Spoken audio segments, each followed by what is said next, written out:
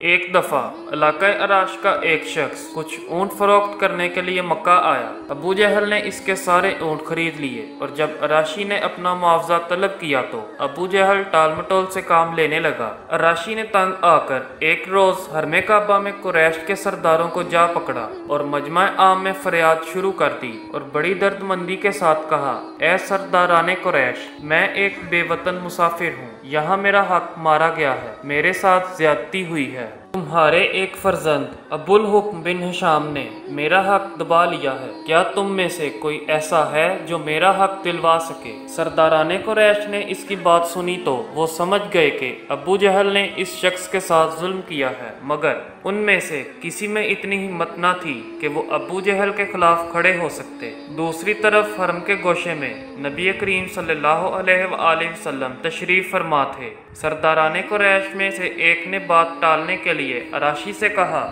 ہم کچھ نہیں کر سکتے، دیکھو وہ صاحب جو اس کونے میں بیٹھے ہیں، ان سے کہو وہ تمہاری رقم تمہیں دلوا دیں گے۔ عراشی نبی کریم صلی اللہ علیہ وآلہ وسلم کی طرف چلا اور قریش کے سرداروں نے آپس میں کہا، آج لطف آئے گا۔ عراشی نے جا کر نبی کریم صلی اللہ علیہ وآلہ وسلم سے اپنی شکایت بیان کی۔ آپ صلی اللہ علیہ وآلہ وسلم اسی وقت اٹھ کھڑے ہوئے اور عراشی کو ساتھ لے کر ابو جہل کے مکان کی طرف چل پڑے۔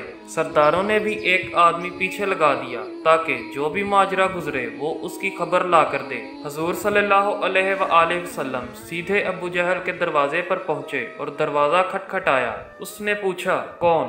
آپ صلی اللہ علیہ وآلہ وسلم نے جواب دیا، میں محمد عربی۔ ابو جہل نام سن کر باہر نکل آیا۔ آپ صلی اللہ علیہ وآلہ وسلم نے اس سے کہا کہ اس شخص کا حق ادا کرو۔